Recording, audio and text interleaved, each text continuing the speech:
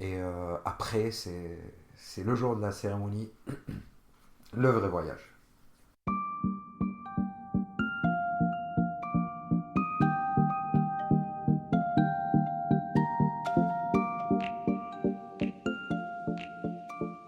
Le vrai voyage où tu changes toutes tes fréquences, c'est plus toi, Parce que tu bois tu bois. cette truc. En fait, une cérémonie où il y avait un vrai chaman qui est venu de l'Amazonie, qui fait qui est connu, quoi, qui est très bien dans tout ce qui est healing, tout ce qui est bien-être, tout ce qui est. Donc il initie la cérémonie. C'est lui.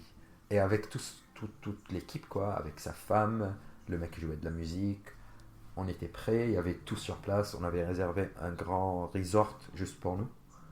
Et bah, c'est parti. Le soir, on se rassemble, on se met tous, on se pose dans une grande salle, il y a du feu, comme on avait vu il n'y a pas très longtemps. Donc une vraie cérémonie, on appelle les ondes, les fréquences. Tu viens, tu prends ton petit shot d'ayahuasca, et là, Ah voilà. waouh, Super. là, tu es toujours toi-même, mais t'as plus ton ego, t'as tout perdu, t'as tout gagné, tu t'es retrouvé, tu as vu la vie après la mort, tu as compris que c'est juste un passage, et quand tu comprends que c'est juste un passage, tu changes toute la perspective de tout, tous tes problèmes, toute ta vie, la perspective de Tout ça, ça se passe en une fraction de seconde dans des tout ce voyage. tout ce voyage, des fractions de secondes. Tu sens même pas que tu as voyagé. En fait, la cérémonie, elle a commencé vers 22 heures, ça s'est terminé vers le lever de soleil à 6 heures du mat. Waouh, c'est comme des petites secondes. Même pas des petites secondes, tu te reconnectes à toi-même. En fait, tu es là, tu es plus là, tu voyages, tu pars Dans des choses que ton cerveau ne voit pas d'habitude. exactement. Mais qui sont là. En fait, tu fais remonter tout ce qui est dans ton inconscience, tu la fais remonter et tu peux traiter tous les sujets. En fait, c'est un vrai voyage dans un sens où il y a les quatre vraies directions. Le cerveau, le cœur, le côté féminin et le côté masculin. Et c'est là où tu te connectes à toi-même. Tu fais un lavage, un nettoyage de ton cerveau, de tous les traumas en fait que tu as eu tout au long de ta vie, qui t'ont traumatisé, qui t'ont fait arrêter. Et en fait, à chaque trauma, il y avait comme tu coupais la relation, le lien entre ton cerveau et ton cœur. Il y a le petit enfant, the inner child en toi qui se réveille et te dit hey, toi t'étais dans le vide toute ta vie et là tu te réveilles, là tu changes de fréquence, tu es la même personne, tu changeras jamais tes habitudes, ta couleur de peau, ton sourire, tes cheveux, tu resteras Mais toujours toi, l'intérieur. mais l'intérieur c'est Reset. waouh, tu redémarres from scratch, mais avec quelqu'un qui est conscient De tout. de tout. Qui suis-je déjà? Que tu sais, là, moi, quand je te regarde, je te vois plus comme un être humain. Je vois l'intérieur de toi, tu vois, comme s'il y avait une petite partie de moi en toi et vice versa. C'est comme s'il y a une vraie connexion et tu peux plus t'arrêter sur des relations qui sont un peu qui sont superficielles. Tu as besoin d'une vraie, de comprendre mieux pourquoi. Regarde, ben, en fait, tu revois les couleurs d'une manière différente. Comme si tu es un bébé, tu es en train de renaître de nouveau. Comme si tu acceptes de ne plus penser à la peur, mais plus avec beaucoup d'amour. L'amour. Juste l'amour. L'amour. Et ça, là, on reparle et ça remonte. Ouais. Là, ça c'est Et remonté. tout Quoi. ton voyage, t'es ressorti de là dans quel état? Dans un état où je j'ai pas compris. C'est Donc là, on était en juin. en juin. Là. Et il y a là, 2 je mois. comprends pas encore. Ouais. Et ça va rester minimum 6 mois.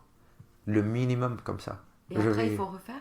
C'est une leçon de vie. C'est pas obligé, mais pour rafraîchir ta mémoire, pourquoi pas. Et donc Mais là, on est c'est en juin. suffisant. Et tu rentres à Paris. Et comment t'atterris? Comment tes amis? Qu'est-ce que. Personne ne comprend déjà jusqu'à aujourd'hui, tu vois. Quand je revois des gens que ça fait un moment que je l'ai pas vu, ils me regardent, C'est plus mais possible. ouais, non, il y a plein de gens que tu peux plus. Tes boundaries, ça sort tout seul, quoi. T'as tes choses, tu vois les choses différemment. Après ce voyage-là, en fait, tu te reconnectes à toi-même. Ton esprit, Et ça se fait vis-à-vis de toi et vis-à-vis des autres, du coup. Exactement. Exactement. Et tu sens la connexion, tu vois les choses différemment, tu sens différemment, tu regardes différemment, tes intentions tout change tout simplement.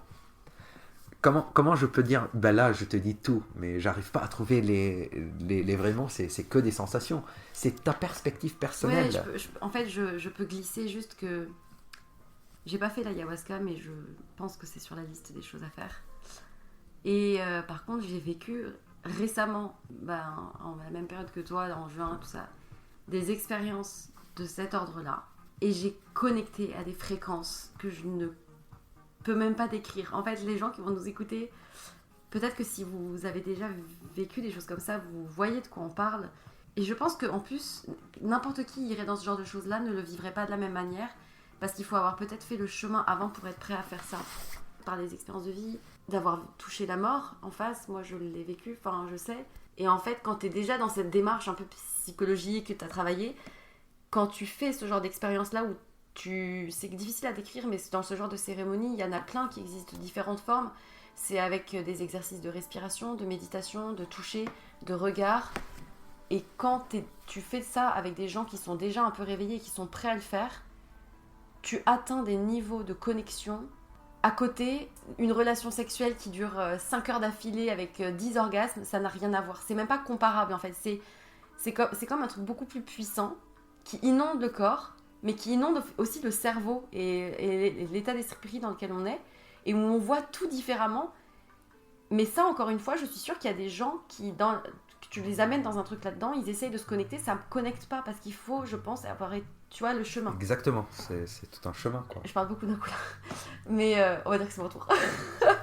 Mais du coup, je comprends ce que tu veux dire, et je sais à quel point ça peut paraître dérangeant de l'entendre, parce qu'en fait, moi, ça me gêne pas d'en parler, parce que je pars du principe que ceux chez qui ça doit accrocher, ça accrochera, et les autres, c'est pas grave, je passerai pour une tarée, et qu'est-ce que j'en ai à foutre?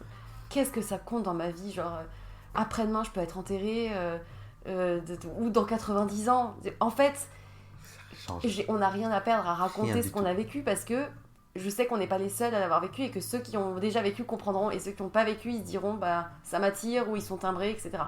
Mais il y a eu tout ce travail avant de je suis qui, pourquoi ça m'arrive, qu'est-ce que j'ai raté, qu'est-ce que j'ai mal fait, ou qu'est-ce que j'ai mal compris quand j'étais enfant, qui ont fait que j'ai fait des schémas, etc. T'arrives à tout ce travail-là et paf, t'as l'ayahuasca qui te tombe dessus. Moi, ces ateliers de tantra qui me sont tombés dessus, mais pour notre exploration, mais finalement il n'y avait rien de sexuel, je précise, mais c'était juste des propositions de la vie qui se sont faites à moi depuis quelques mois, depuis quelques semaines, et qui genre, et du coup c'est très drôle, mais du coup on est sur une autre fréquence. À partir du moment où t'as touché ça, t'es sur une autre fréquence. T'arrives. Mais t'as le rythme de la vie, métro, boulot, dodo, qui nous rattrape très vite. Et c'est hyper dur de garder juste ce qu'il faut de spiritualité et être quand même dans la vraie vie normale. Parce que, et du coup, c'est ces dernières choses que j'ai vues ces dernières semaines, c'est que dans ces milieux-là, des cérémonies, etc., tu as des gens aussi qui gravitent autour de ça et qui ne font que ça de leur vie, qui ne voient que ça de leur vie. Et qui sont peut-être, pour certains, dans une recherche de nourrir ce qu'ils n'ont pas réussi à combler par eux-mêmes, et qui, par la spiritualité, le cherchent. Et aujourd'hui, du coup, on ne fait pas l'apologie, genre en mode, c'est incroyable, ça va changer votre vie. C'est pas ça, en fait. C'est juste que c'est des moments, c'est des rencontres, c'est des rendez-vous, parce qu'il y a eu tout ce qu'il y a avant, et parce qu'il y aura tout ce qu'il y a après. Et à partir du moment où tu te connectes à ces fréquences-là, tu te rends compte aussi que tu peux pas faire que ça, parce qu'il faut aussi l'appliquer dans la vie. Et c'est pour ça que toi, Amérique du Sud, l'ayahuasca, moi, le yoga, le tantra, ou d'autres choses, ce sont des mêmes formes de connexion à une énergie. Il y en a pour qui c'est Dieu. Là, c'est pour ça que je parle de religion, parce que tout est mélangé, mais beaucoup de gens se rattachent à la religion en donnant un nom, un Dieu, un Allah, que sais-je. Ça représente cette énergie-là, pour moi, à mon sens. Exactement. On y met juste des mots, on y met des rituels, on y met des cérémonies. Il y a des millénaires, le tantra, c'était, dans la religion hindouiste, c'était aussi d'autres dieux. C'était, d'ailleurs, il y en avait plusieurs, et il y avait une femme, pour le coup, c'est rare, suffisamment rare pour être cité. Et puis, de l'autre côté de l'Amérique du Sud, qui vont se rattacher à des animaux, à des totems. c'est des rituels, ils s'attachent à ce qu'ils peuvent, voilà. Mais en l'occurrence, contrairement à d'autres religions, il n'y a pas eu de guerre. On est d'accord. Enfin, ayahuasca et compagnie, il n'y a pas eu Il y a de plus de guerre guerre, des animaux totems. Voilà. Pas du tout. C'est que de l'amour. C'est une autre dimension. C'est une plante, il l'appelle, c'est une plante très intelligente et qui fonctionne sur chacun de nous différemment. Là, on part sur des trucs quand même, on part sur des explorations Oui. où là, on va perdre beaucoup de gens. Mais en vrai, je dis ça avec énormément de... Enfin, à côté de ça, j'ai un boulot normal, les gars, je paye mes impôts, j'ai une vie normale. Je prends le métro, je fais mes courses à Monoprix. Mais tu vois, mais c'est ce que je veux dire, c'est que nous, on a choisi de se connecter à des trucs de l'Orient. La spiritualité. C'est ça. Et qu'on intègre dans des vies qui sont occidentales. Je dis pas qu'il faut passer de tout à ça y est, demain je vais marcher pieds nus dans la rue et je vais manger que des graines. Et non, c'est juste d'arriver à trouver la juste dose de spiritualité, de l'intégrer dans sa vie, de ruisseler peut-être auprès de personnes qui peuvent être inspirées et puis d'autres où on fait le tri. Et ces rencontres que j'ai fait là, j'ai rencontré mes louves, ça a été des rencontres aussi parce qu'elles avaient fait ce chemin et qu'on s'est croisés au moment où on était tous dans le même chemin. Et c'est là où je me dis en fait, ce que tu développes avec toi-même, tu l'attires à toi. Ça fait très loi de l'attraction, loi de l'univers et tout, mais là, franchement, je pense que ce podcast, il part dans des trucs de cacahuètes. Je vais pas réussir à recevoir n'importe qui après. Le level change au fur et à mesure de ma vie. On est parti sur plein de petits sujets, quoi. Mais putain, les gens là, et en plus, ça fait pas si longtemps que ça qu'on parle que depuis 1h20.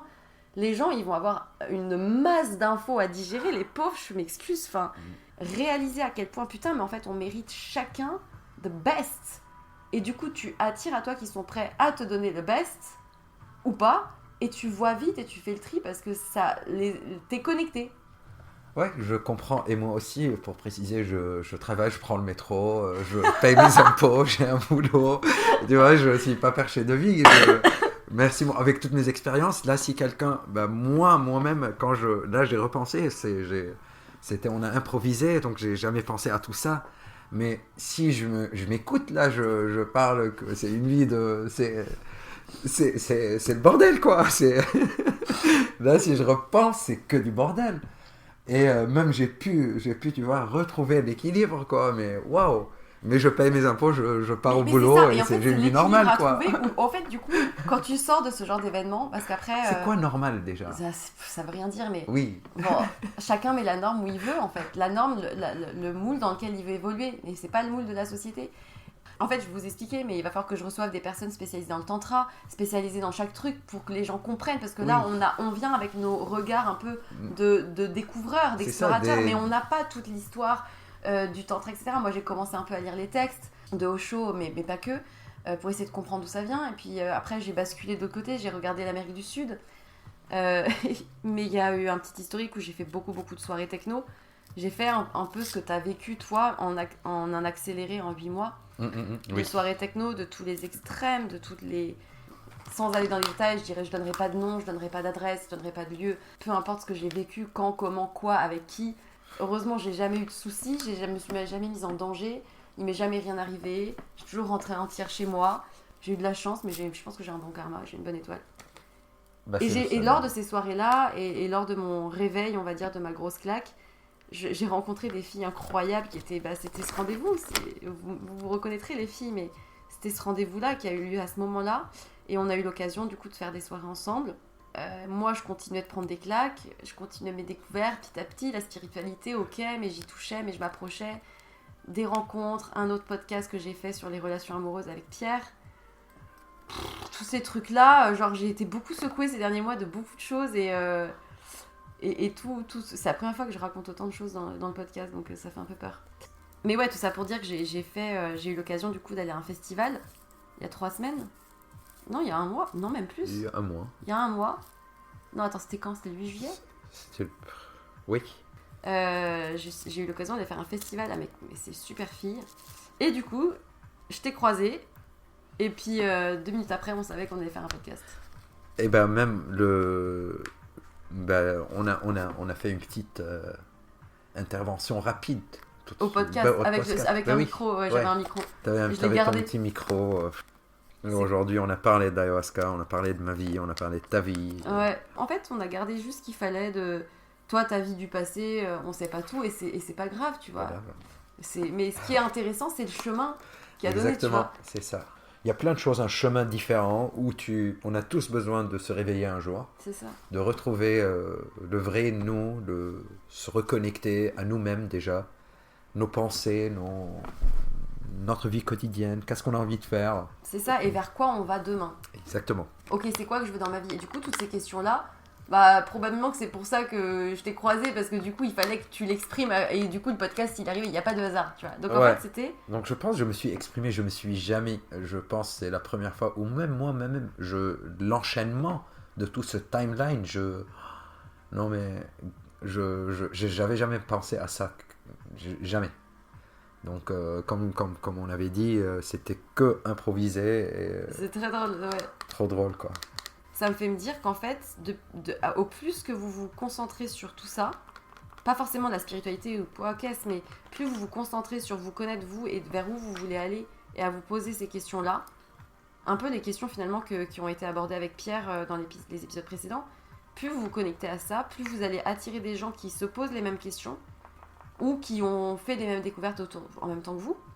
Et c'est super intéressant parce que du coup, tu te rends compte à quel point la vie, elle est bien faite, quoi. Elle est marrante. Elle est trop drôle. Elle est trop drôle. Elle est trop drôle. C'est que des rencontres, que des belles rencontres.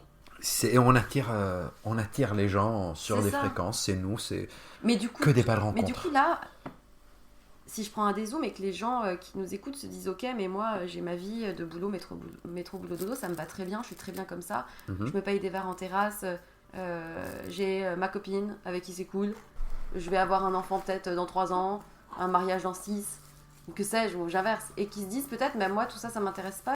Ben moi, je le sens là, et après le voyage d'ayahuasca, je sens que je suis tellement bien avec moi-même que j'attends plus. En fait, j'attendais jamais, mais tu vois, la société, la pression de la société, toujours, qui te disent ouais, toi seul, pas seul. Donc, et tu commences à attirer les gens qui sont comme toi, de la même vibe, quoi. Et après, c'est marrant. Et dans cet univers-là, en fait, tu te rends compte que il y a plein de choses qui existent sur Paris et ailleurs. En fait, dès qu'on commence à mettre le nez dedans, on se rend compte qu'il y a beaucoup de propositions qui sont faites. Et là, moi, je mets une alerte aussi. C'est mon côté prudence. Gardez les pieds sur terre et faites attention aussi de ne pas tomber non plus dans les dogmes. Parce qu'il y a aussi des dérives sectaires. Là-dedans, tout n'est pas rose. C'est le bouche à oreille. Il faut aller chercher les infos, croiser les infos, lire, se documenter, apprendre par soi-même. Se fier d'abord à soi et à son intuition. Il faut bien chercher, bien s'écouter pour tomber sur les bons bails. En tout cas, j'ai bien fait ce jour-là de m'arrêter et de dire ok, tiens, celui-là il a une salopette rigolote, il est forcément rigolo, il a forcément des choses à raconter. Et aujourd'hui, la boucle est bouclée. T'es venu enfin exprimer tout ça sur le podcast. Merci beaucoup, madame. Merci, monsieur. Wow. Et du coup, tu vas vers où maintenant dans la vie? Là, je m'écoute moi-même. J'ai envie de vivre. Après l'expérience d'ayahuasca, franchement, ça m'a remis à zéro. J'ai envie de je suis comme un petit bébé qui est en train de découvrir de nouveau, de sentir tout, de voir, de regarder, d'observer, Et tu profiteras, genre, en faisant la fête avec des drogues et tout comme avant? Pas du tout. Ouais. Non, mais c'est pas du tout. Mais je t'avais dit, tout change. Ce voyage, même pour l'addiction, pour les gens qui sont toujours là pour l'addiction, c'est pour arrêter l'addiction. Donc c'est l'ayahuasca. En fait, tu peux plus te faire mal. Ça te fait mal plus à toi-même et tu es consciente que tu es en train de te faire mal à toi-même. Donc c'est comme si le petit slogan soigne-toi toi-même, quoi. T'es là, t'es bien, tu es sur le bon chemin et bah à toi de jouer. Tu peux tout faire, mais quand tu vas le faire, tu vas le ressentir.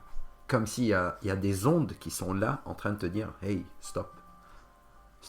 Tu es plus réveillé que ça. Tu vaux mieux que ça. Tu peux faire plus que ça. Et du coup, tu refuses qu'on ne te respecte pas. Exactement.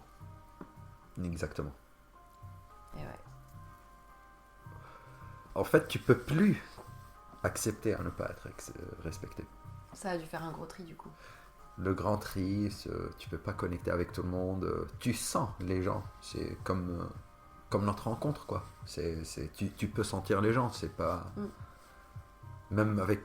Je t'ai vu pas mal de fois, là, comment tu réagis quand tu reçois des nouvelles énergies, des ondes, des gens qu'on ne connaît pas, peu importe où, dans la rue, dans un bar, peu importe, dans un café, tu ressens, et j'ai vu comment tu réagis face de ces énergies qui viennent. Parce que tu les vois, avant tu les vois pas. Ou tu les vois pas, si, parce que des fois, c'est un contre-coup, tu te dis j'ai eu mal, etc., mais tu comprends pas qu'est-ce qui a été transmis pour que ça génère cette réaction-là. Exactement. Pourquoi dans cette relation je me sens blessée? Pourquoi est-ce que je reçois si peu? Bah oui, mais si je me donne si peu à moi. Nanana. Et en fait, tout le fil se fait et tu comprends tout ce qui a bugué. Exactement. Et tu peux te soigner toi-même. Tu te pardonnes toi-même. Et du coup, tu vois direct après quand ça refait pareil. Ou... Ça peut plus faire pareil puisque ça passe plus les... Tu te pardonnes toi-même. Tu sais te soigner. Tu as grandi. Tu as vu les choses d'une manière différente. Et tu es prête à donner et apprendre et à accepter à donner d'une manière différente. C'est juste que toutes les ondes changent autour de toi. Et j'y crois. Je ne croyais pas avant. Mais là, quand j'ai pris ce recul-là, j'ai compris à quel point tu peux ressentir des choses et changer toute la peur avec que de l'amour. Et c'est ça qu'on cherche aujourd'hui. Peu importe, tout seul, avec soi, avec un partenaire, avec une copine, avec une femme, un mari, peu importe. On le cherche partout. Les gens le cherchent tous au fond. Ben oui. Mais c'est juste qu'ils vont pas au bon endroit pour le trouver peut-être. Donc c'est marrant parce que ces épisodes, ils font la continuité des précédents. Et quand on parle d'amour, on parle pas de relation amoureuse, on parle d'amour au sens vraiment au plus grand vrai. En fait.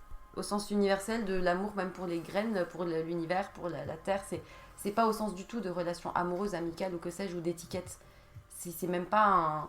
C'est ça. Et je pense que là, on va peut-être les laisser parce que ça fait beaucoup d'infos. Peut-être qu'un jour, il y aura une suite. Si je vais faire déjà mon voyage en Inde en novembre, il y a moyen que je revienne avec un paquet de choses. Et que tu me racontes ton expérience d'ayahuasca. Ah oui, mais c'est pas en Inde. Alors en Inde, je vais faire d'autres choses. Peu importe, mais je sais que tu es prête et tu vas le faire. Je crois que ça va te faire vibrer d'une manière différente. Alors comment je vibre depuis déjà quelques temps. Et imagine le travail, la continuité de ce projet-là. C'est un choix déjà de se lancer dans cette voie.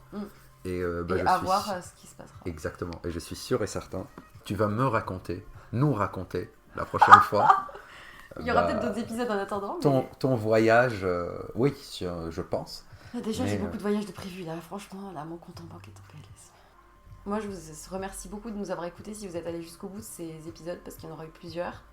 Vous devez avoir 40 milliards de questions. Donc, appelez le SAV, c'est moi. Messagerie instantanée. Réponds en moins de 24 heures en théorie, jusqu'à peur du contraire. Sur Instagram, vous pouvez m'envoyer des messages. Je lis toujours les messages. Et puis si vous pensez qu'on est complètement perché, libre à vous, c'est pas grave. One day, maybe never. On verra. On verra bien. Merci. Merci à vous. Merci à toi. Merci à toi, madame.